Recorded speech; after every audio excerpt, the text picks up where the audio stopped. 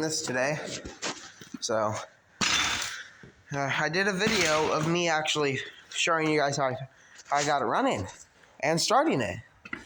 But apparently YouTube didn't like that, so I waited 2 hours just for it to say cancel. So I'm gonna start it up for here. Choke on.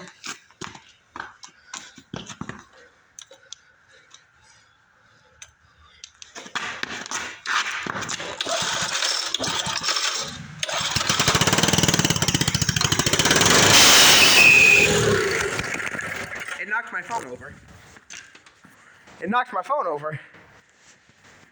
So, but I can't run that for long because I don't have a mounting spot for it yet.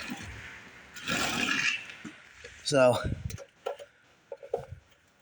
did I blow it?